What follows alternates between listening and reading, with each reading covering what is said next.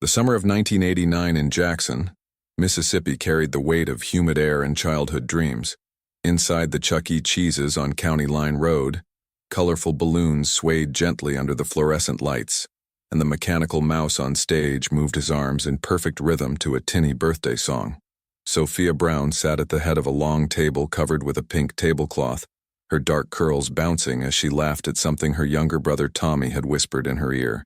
9 candles flickered on a chocolate cake decorated with rainbow sprinkles, casting dancing shadows across her bright smile. She wore her favorite yellow dress with tiny white flowers, the one her mother Linda had sewn by hand for this special day. "Make a wish, sweetheart," Linda called out, adjusting the party hat on Sophia's head. The little girl closed her eyes tight, her small hands clasped together. In that moment, surrounded by the chaos of arcade games and children's laughter, she looked like any other 9-year-old lost in the magic of birthday wishes. Around the table, the Brown family had gathered in full force. Her father Robert was trying to fix a broken party favor while her grandmother Eleanor fussed over whether there was enough pizza for everyone. Cousins ran between the arcade games, their voices mixing with the electronic beeps and mechanical sounds that filled the restaurant. But Sophia's eyes kept drifting toward the prize counter, where behind the glass case sat a blonde Barbie doll in a pink evening gown. It was the same doll that Jessica had brought to school last week, the one that Sarah got for her birthday, the one that seemed to be in every little girl's hands except hers. "Mom," Sophia tugged at Linda's sleeve, "do you think I have enough tickets for the Barbie?" Linda glanced at the small pile of tickets her daughter had collected from the skee-ball machine and smiled sadly. "Maybe next time, honey. Today is about celebrating you." The afternoon stretched on with the familiar rhythm of childhood celebrations. Robert helped Sophia navigate the whack-a-mole game while Tommy got stuck in the ball pit, requiring a rescue mission from their older cousin Mike. The adults clustered around tables, sharing stories and keeping one eye on the children who darted between the games like colorful butterflies. At 4:30 p.m., just as the party was reaching its peak energy, Linda's sister Patricia rushed through the glass doors, her hair slightly disheveled from the Mississippi heat. She carried a wrapped present and wore the apologetic smile of someone who knew they were late to something important. "I'm so sorry," Patricia called out, scanning the crowded restaurant. Traffic was terrible coming from Meridian. She approached the birthday table, her eyes searching the faces of children and adults alike. "Where's the birthday girl? I brought my camera. I promised I'd get some pictures for Mom." Linda looked around the immediate area, expecting to see Sophia's yellow dress among the cluster of children. She was just here a minute ago, probably at the games with the other kids. Patricia set down her purse and began walking through the restaurant, her camera ready. She checked the arcade area where a group of children were gathered around a racing game, but no yellow dress. She looked toward the prize counter where a few kids were counting tickets, but Sophia wasn't among them. "Sophia!" Patricia called out, her voice cutting through the electronic noise.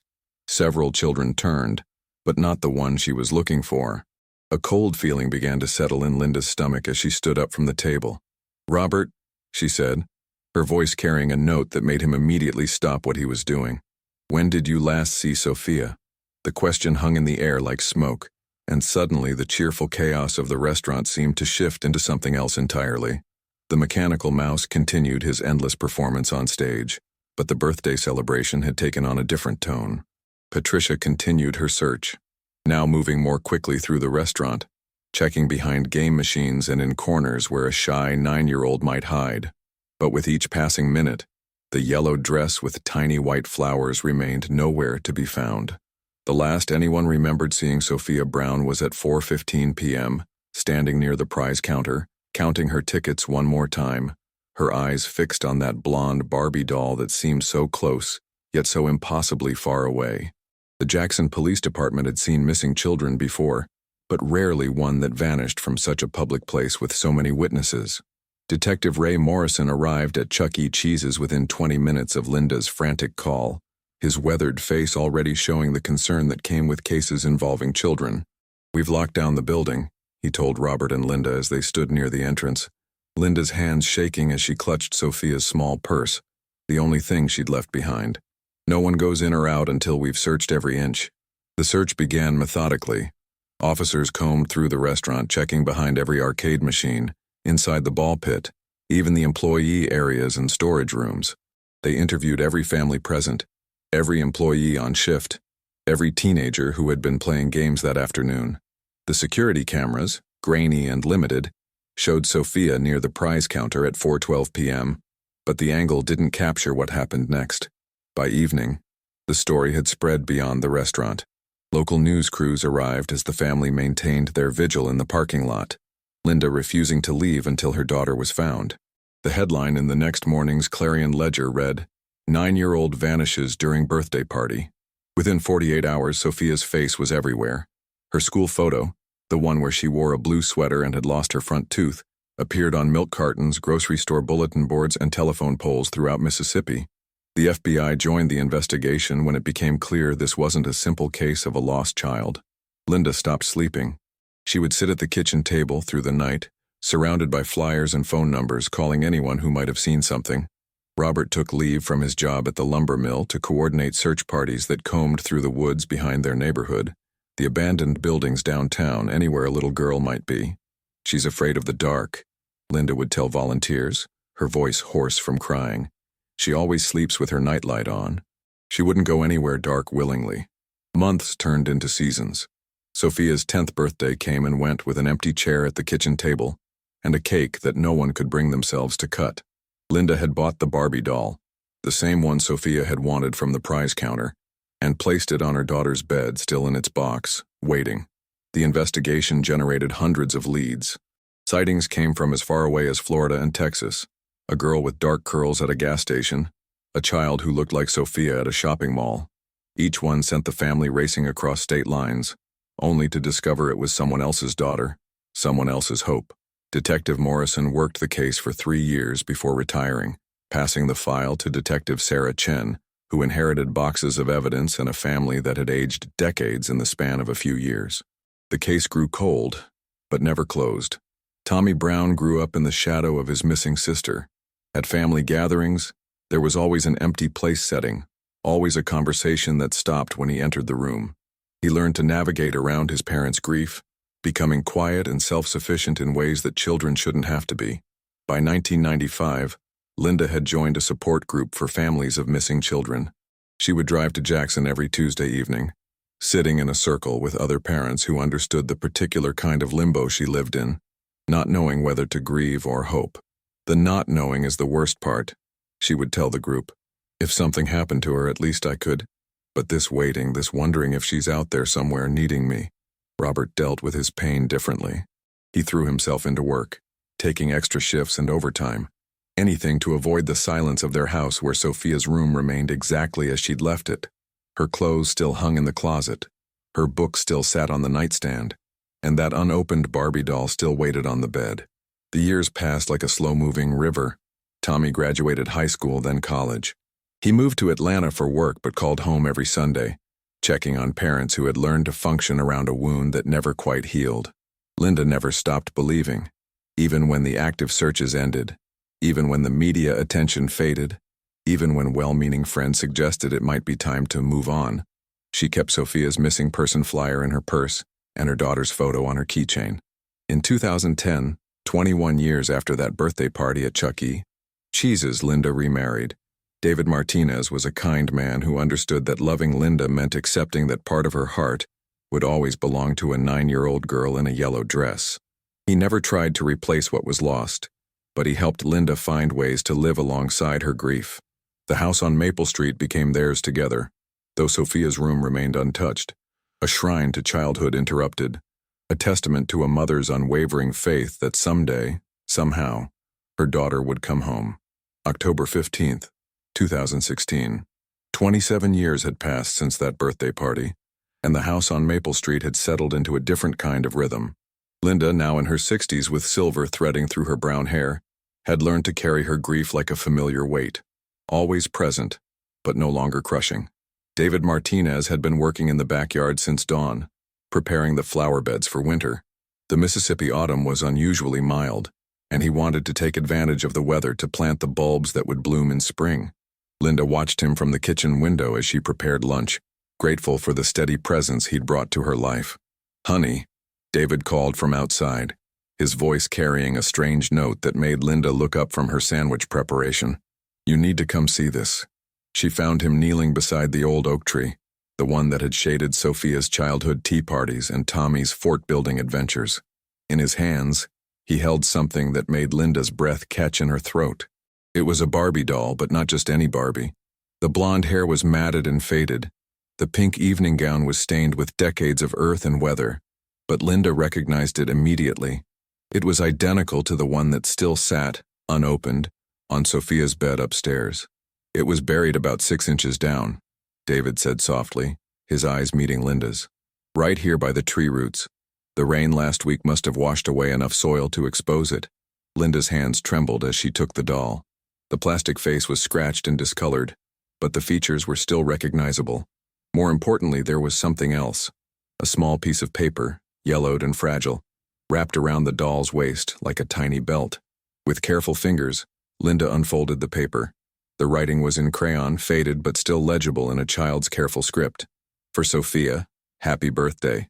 Love, Aunt Patricia. The world seemed to tilt. Linda sank onto the garden bench that David had built the previous summer, the doll cradled in her lap like a sleeping child. Patricia had never given Sophia a Barbie doll. Patricia had arrived late to the party, had been looking for Sophia to take pictures when they discovered she was missing. David, Linda whispered, this doesn't make sense. Patricia never. She was looking for Sophia when we realized she was gone. David sat beside his wife, his weathered hands gentle as he took the note. He'd heard the story of that day countless times over the years, knew every detail by heart. This doll, this note, they didn't fit the narrative that had been carved into their family's history. Maybe we should call Tommy, he suggested, and Detective Chen. She said to call if anything ever, but Linda was already standing, the doll pressed against her chest. No, not yet. I need to think about this. I need to understand what this means. That evening, Linda sat in Sophia's room for the first time in months. The space had become a museum of childhood, the bed still made with the same pink comforter, the desk still holding homework from 4th grade, the unopened Barbie doll still waiting in its pristine box. She placed the weathered doll beside its pristine twin, studying the contrast between hope preserved and hope buried. The room felt different somehow, as if the discovery had shifted something fundamental in the atmosphere of their grief. David found her there at midnight, still holding the faded note. What are you thinking? He asked, settling into the small chair that had once been perfect for a 9-year-old. I'm thinking, Linda said slowly, that someone wanted us to find this. After all these years, why now?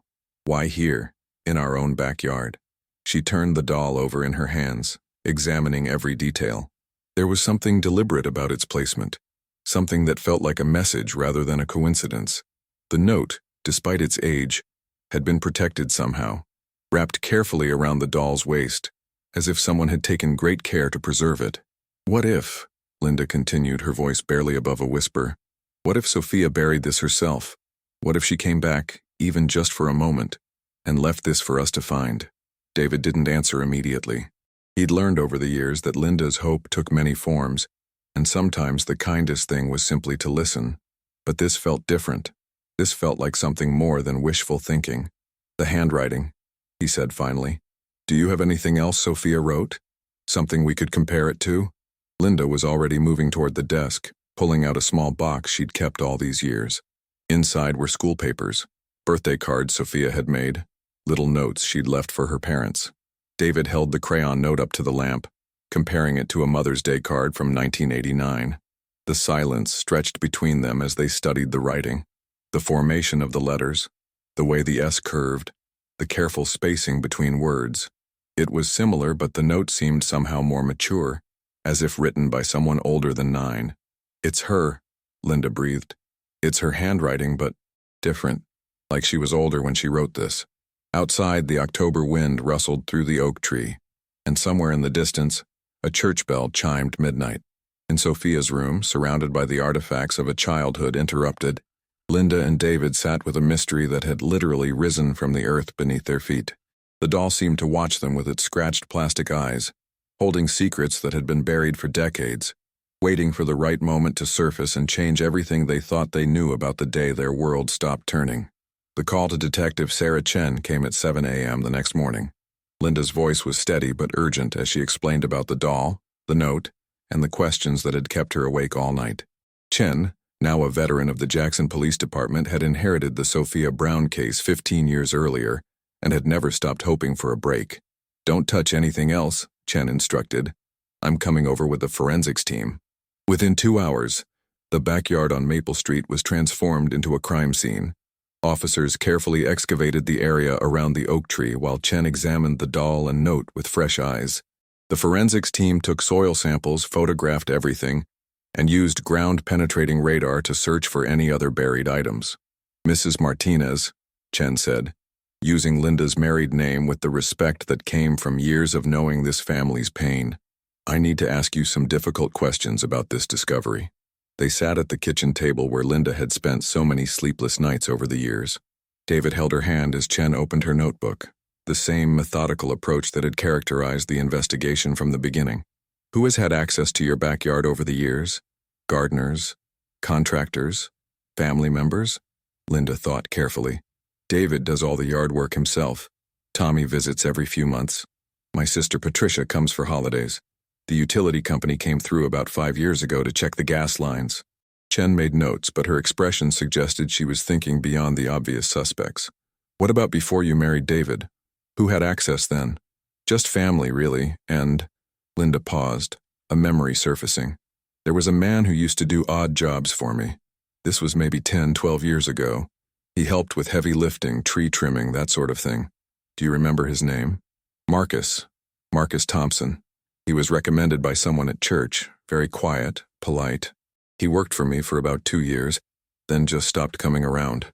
Chen wrote down the name, but something in Linda's expression suggested there was more. "What is it, Mrs. Martinez?"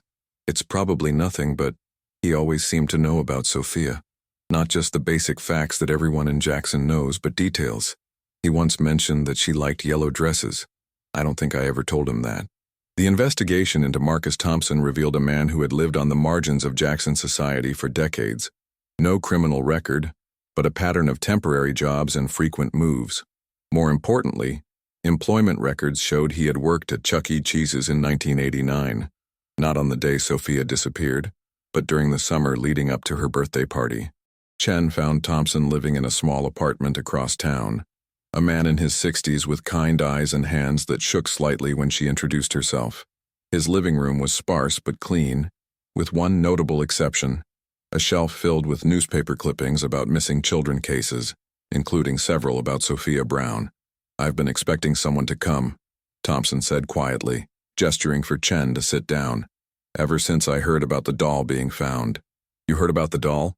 Thompson nodded toward the window that faced the direction of Maple Street, though it was miles away. "News travels in a small town, detective, especially news about the Brown family." Chen studied the man carefully. There was something in his demeanor, not guilt exactly, but a weight of knowledge that he'd been carrying for a long time. "Marcus, I need you to tell me what you know about Sophia Brown's disappearance." Thompson was quiet for a long moment, his eyes focused on his hands. When he finally spoke, his voice was barely above a whisper. "I didn't take her, detective, but I know who did." The confession that followed wasn't what Chen had expected. Thompson explained that in 1989, he had been working part-time at Chuck E. Cheese's, cleaning and maintenance work that he did after hours. He had noticed a pattern, a man who came in regularly, always alone, always watching the children with an intensity that made Thompson uncomfortable. His name was Gerald Hoffman. He worked for a traveling carnival that set up in different towns throughout the South. He would come into the restaurant during his off days, said he liked watching the kids have fun, because it reminded him of his own childhood. Thompson had reported his concerns to the manager, but Hoffman was always polite, never caused trouble, and spent money on games and food. The complaints were dismissed as the worries of an overly cautious employee. The day Sophia disappeared, I saw Hoffman's car in the parking lot. I was coming in for my evening shift, and I recognized his vehicle. But by the time I got inside, all the chaos had started. The police were there, the family was frantic, and I was scared to say anything because I thought they might blame me for not speaking up sooner. Chen leaned forward. "What happened to Hoffman?" "The carnival left town 2 days later. I tried to find out where they went, but those traveling shows, they don't keep good records. I've been looking for him ever since, following carnival routes, checking newspaper archives. I found out he died in 1998 in a car accident in Alabama. The room fell silent except for the ticking of an old clock on Thompson's mantel. Chen processed this information, understanding now why the case had gone cold despite extensive investigation. "Marcus, why didn't you come forward with this information years ago?" Thompson's eyes filled with tears. "Because I was a coward, Detective, and because by the time I worked up the courage, so much time had passed that I thought it would only cause more pain. But when I started working for Mrs. Brown, Linda, I saw what that not knowing was doing to her. So you buried the doll." Thompson nodded. "I bought it years ago, thinking maybe someday I'd find the courage to tell her what I knew. I wrote that note because I wanted her to have something from Sophia, even if it wasn't real. I wanted her to feel like her daughter had come home, even just for a moment." Chen sat back in her chair, understanding now the complex mixture of guilt, compassion, and misguided kindness that had led to this moment. Thompson had created a false hope, but he had done it out of love for a family whose pain he had witnessed up close. "Marcus, I need you to come with me to the station. We need to get all of this on record, and Mrs. Martinez deserves to hear this from you directly." As they prepared to leave, Thompson turned back to his shelf of newspaper clippings. "Detective, there's one more thing. I never found Sophia, but I never stopped looking, and I never stopped believing that someday, somehow, the truth would come out." The truth, Chen realized, was more complicated than anyone had imagined. It wasn't the reunion Linda had hoped for, but it was an answer. After 27 years, the Brown family would finally know what happened to their little girl, and perhaps, in knowing, they could finally begin to heal. The meeting took place in Detective Chen's office on a gray November morning. Linda sat between David and Tommy, who had driven down from Atlanta the moment he heard about the developments. Across from them, Marcus Thompson looked smaller somehow, diminished by the weight of the truth he was about to share. Chen had prepared Linda for what she was about to hear, but nothing could really soften the impact of learning that her daughter's disappearance had been witnessed by someone who had remained silent for nearly 3 decades. "Mrs. Martinez," Thompson began, his voice steady despite the tremor in his hands, "I want you to know that not a day has passed that I haven't thought about Sophia. Not a day that I haven't regretted my silence." Linda studied the man who had worked in her yard, who had trimmed her trees and fixed her fence, who had known all along what had happened to her daughter. She felt a strange calm settling over her, the kind of peace that comes when a long-held question finally receives an answer. "Tell me about Gerald Hoffman," she said quietly. Thompson described the man he had observed at Chuck E. Cheese's, middle-aged, unremarkable in appearance, but with an unsettling focus on the children. He explained how Hoffman had approached Sophia near the prize counter, likely offering to help her get the Barbie doll she wanted so desperately. "The carnival records I found showed that Hoffman had been arrested twice in other states for similar incidents, but he was never convicted. He was careful and he knew how to disappear when things got too close." Detective Chen spread out a map on her desk, marking the carnival's route through the South in 1989 and 1990. "We've been in contact with law enforcement in Alabama where Hoffman died. They're reopening several cold cases from that time period." Tommy spoke for the first time since entering the office. "So Sophia is..." Thompson nodded, his eyes filled with the pain of carrying this knowledge alone for so long. "I believe so, son. I'm sorry." The silence that followed was different from the silence the Brown family had lived with for 27 years. This was the silence of completion, of a story that finally had an ending, even if it wasn't the ending they had hoped for. Linda reached across the table and took Thompson's weathered hand in hers. The gesture surprised everyone in the room, including Thompson himself. "Marcus," she said, "I need you to understand something. You gave me 27 years of hope. You let me believe that somewhere out there my little girl was growing up, maybe having children of her own, maybe thinking about coming home someday. That hope kept me alive." Thompson's eyes filled with tears. "But I lied to you. The doll, the note, you gave me a gift," Linda continued. "You let me feel, for just a moment, like Sophia had come home, like she remembered us and wanted us to know she was okay. That feeling, even if it wasn't real, was the closest thing to peace I've had in 27 years. David squeezed his wife's other hand, understanding the grace she was extending to a man who had carried his own burden of guilt for decades. Detective Chen closed the file that had sat on her desk for so many years. "Mrs. Martinez, we'll continue working with other jurisdictions to see if we can find any trace of what happened to Sophia. But I want you to know that this case will officially remain open until we have definitive answers. As they prepared to leave the police station, Tommy walked beside Thompson toward the parking lot. "Mr. Thompson," he said, "I want to thank you for taking care of my mother all those years, for the yard work, for being kind to her. I think Sophia would have wanted someone to look after her." Thompson stopped walking and looked at the young man who had grown up in the shadow of his sister's disappearance. "Your sister was a beautiful little girl, Tommy. She was excited about that Barbie doll, talked about it to anyone who would listen. She deserves so much more than what happened to her." That evening, Linda sat in Sophia's room one last time before beginning the process of letting go. She held both Barbie dolls, the pristine one she had bought in hope, and the weathered one that Marcus had buried in love and guilt. David found her there as the sun was setting, casting long shadows across the room that had remained frozen in time for nearly 3 decades. "What are you thinking?" he asked, settling into the small chair that had become his usual spot during these moments. "I'm thinking about forgiveness," Linda said. "About how Marcus carried his guilt all these years, and how I carried my hope. We were both trying to keep Sophia alive in our own ways." She stood up and walked to the window that overlooked the backyard where the oak tree stood. "I think it's time to plant something new under that tree, something that grows toward the light." The next spring, Linda and David planted a small garden beneath the oak tree. They chose flowers that bloomed in yellow, Sophia's favorite color, and added a small stone marker that read simply, "Sophia Brown, forever 9, forever loved." Marcus Thompson visited the garden once, bringing a single yellow rose. Linda found him there on a Sunday morning, kneeling beside the marker with tears streaming down his face. "She forgives you," Linda said, placing a gentle hand on his shoulder. "And so do I." The case of Sophia Brown's disappearance was never officially closed, but for the family who had lived with uncertainty for 27 years, the discovery of the buried doll had brought something more valuable than closure. It had brought understanding, forgiveness, and the peace that comes with finally knowing the truth. In the end, the little girl who had disappeared while reaching for a dream had taught them all something about the power of hope, the weight of secrets, and the healing that comes when we choose compassion over anger, understanding over blame.